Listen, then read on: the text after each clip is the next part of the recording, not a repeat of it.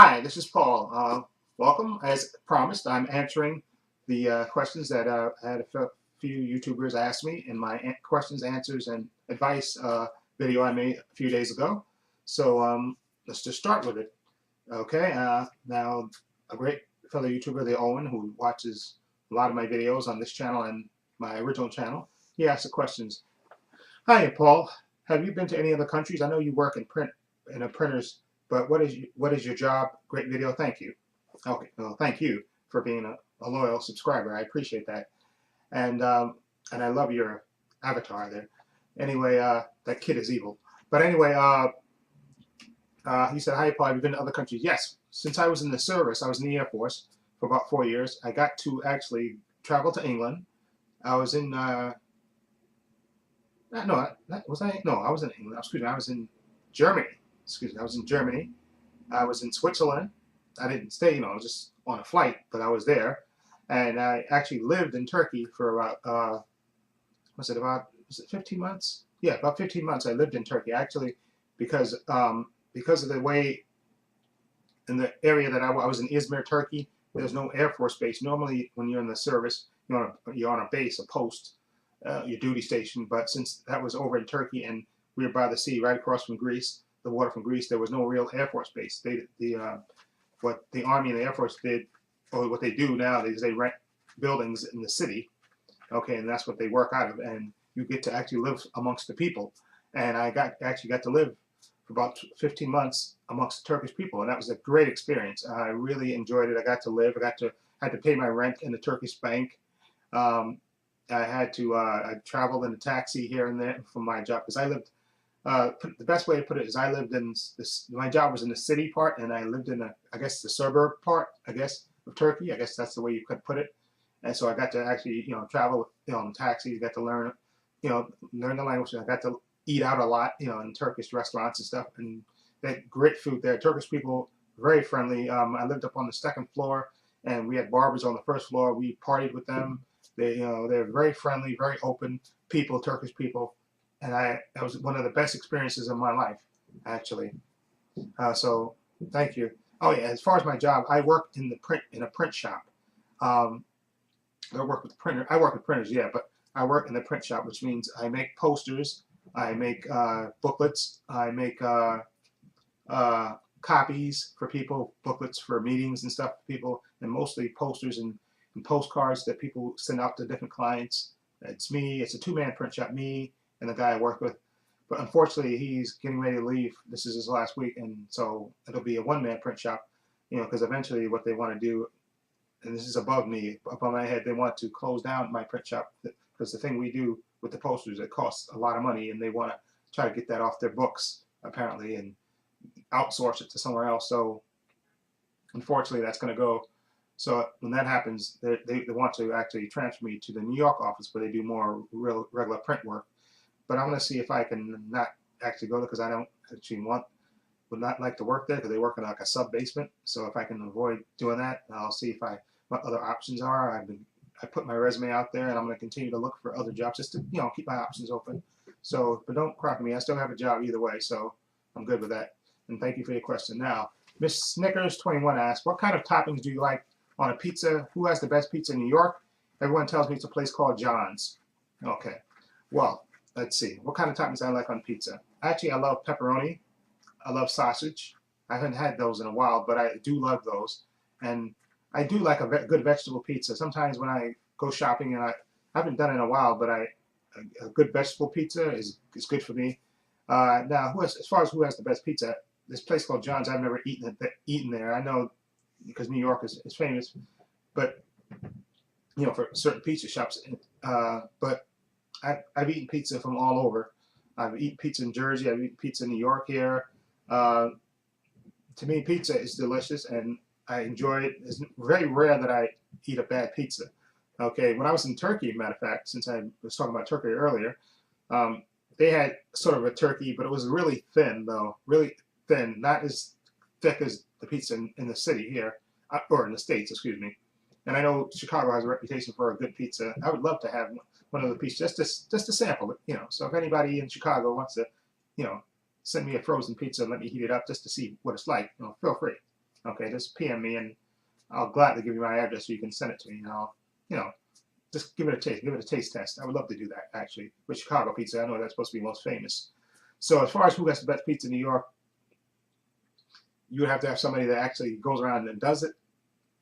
You know, you know, this place called John's.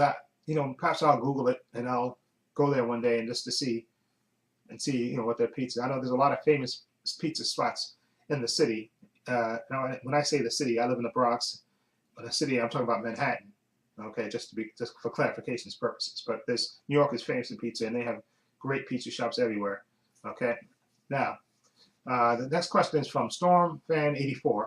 Hey Paul, what are your favorite 2 horror franchises?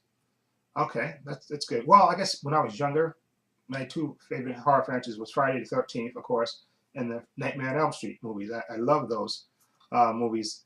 Halloween, not as much. I was a more Jason and Freddy Krueger fan, especially Jason, because Jason to me was just a relentless killing machine. He didn't talk that much. He was just a killing machine, and he found so many inventive ways to kill people that it was just a pleasure to see. And he usually killed these teenagers that were really screw ups. And the good part was to seeing who would survive and how they would defeat Jason. So that made that fun. And of course, the Nightmare on Elm Street franchise was good because, of course, Freddy came up with the quips and stuff. Even though, like I said, the very first movie to me is probably the favorite of that whole genre because it was so real. And Freddy wasn't joking around in it. He was scary, legitimate scary, and it was like a real, generally horror movie. But the ones that came after, I think specifically after the second one, were more jokey. Freddy got more wisecrackery, I guess, if there's a word for that. So, but those were, I guess, my 2 favorite. Halloween, I kind of got into it a little bit after what initially it came out. Okay, so yeah, like I said, I love the first Halloween movie. The first Halloween movie is just a classic. Okay. Now, next question is from this Toxic Storm, another great fellow YouTuber. What car would be faster, General Lee from Dukes of Hazzard or Trans Am from Smokey and the Bandit? I did used to watch Dukes of Hazzard when I was younger, mostly because of what's her name? Catherine Bach, who was absolutely gorgeous. Mostly for that in the car chases. But I'm thinking, I gotta think would be faster. I know General Lee did more stunts, but I gotta have to think it had to be the Trans Am from Smokey and the Bandit because he used to never get caught. So I had to think he had the speed. So I'd have to go with Burt Reynolds and Smokey and the Bandit, the Trans Am from Smokey and the Bandit. That's just my opinion because he used to never get caught. He just he would take off the sheriff. He would frustrate the sheriff to death. And of course he had what's called helping him, Jerry Reed helping him, but he never get caught off practically. So I'm gonna have to go with that. Okay, now from Blu-ray Hoarder, great fellow YouTuber, I did a nice movie talk hangout with him. If you can check my other channel, it's on there.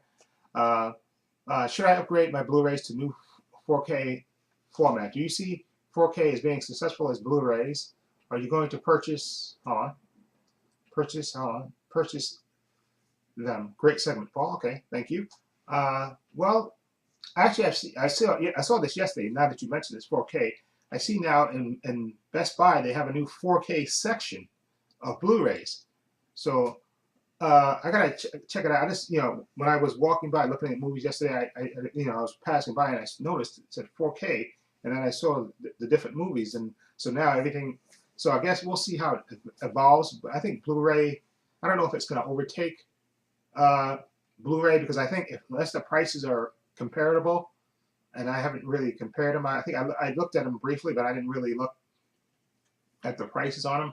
If these 4Ks are more expensive, and if the price doesn't come down to what the regular Blu-rays are, then I don't think 4K is going to last. Even though I think I remember being in Best Buy and looking at a 4K TV, and I stood there for like 10 minutes watching it because the picture quality was just magnificent. Okay, I say that it's magnificent. Okay, I tried to say that with an Italian accent to make myself seem that much more classier. But I think yeah, it's absolutely fantastic. The 4K, at least the TVs are. So I'm assuming the Blu-rays are going to be just as beautiful. Like I said, as long as the prices are reasonable, they're not. Because I remember when Blu-rays first came out, and they were all really expensive, and then they came down, to more reasonable prices. So then, of course, it's lasted. But at 4K, if it doesn't come down, because oh yeah, I did see. You know what? I did see a price on. Now that I think of it, that you this made me think of it, because they had the Fantastic Four, that horrible movie that came out. They had that movie 4K, and I think they were charging like $30 for it. I said, first of all, that movie should never be $30. Blu-ray, DVD, whatever. that movie should be $5, okay, or maybe $3 for regular DVD or something. Okay, but $5 max. The movie sucked. Okay, and then no way in the world. Okay, 4K, 11K. That movie should never, ever, ever, ever. Okay, or as my friend Chris Jericho would say, ever be $30 again. Okay, so never, ever. I don't care. The movie sucked, and there's no way. I don't care how great the picture quality is. The movie sucked, so it should never be $30. And now that I think about it, I think the movie prices for the 4K were a little high.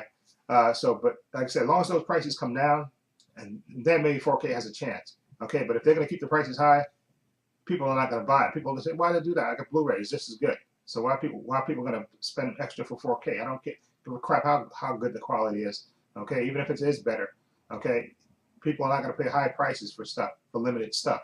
Okay, as long once, because Blu-rays are everywhere now, and you can get the movies on Blu-ray, good quality. So why would you pay extra for 4K? Okay, that makes no sense. Okay, so if the prices come down for the 4K and get to be comparable to Blu-rays, then it'll last. If not, it's going to be a fad, like that high definition DVDs, which never lasted that long either. Okay, so that's all the questions that people have asked me on my Q&A, my advice questions and answers, volume 1. So I'll do this again in the future, maybe in another 2 months or so. I'll do another one. Okay, so again, thank you. And like I said, this video, like I said, in this channel, I want my videos to last only like 5 minutes, but this is an answer video. I'll make an exception on this video, so this video will be one of the few that'll be over 5 minutes, because I'm basically answering questions and giving advice and asking questions as well. So that's why this one, volume 1, is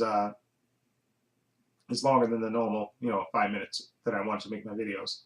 Okay, so that's it for now. And again, thank you everybody that participated in this video. I really appreciate you watching my new channel and subbing to it. I truly appreciate it. And I'm, again, trying to always come up with new content for this channel. And again, my other channel is still available, still there. Okay, so don't think that channel is not going to close. This channel, I hope to grow and do different things on it as well. But hopefully, like I said, this channel will grow and continue to gain subscribers and stuff. And again, I like doing this and the interaction between people and stuff. So anyway, feel free to leave comments down below again. Okay, if you like my answers, or if you want to respond to anything that I said in this video. And please subscribe, hit the subscribe button down below. And this is Paul saying so long and take care.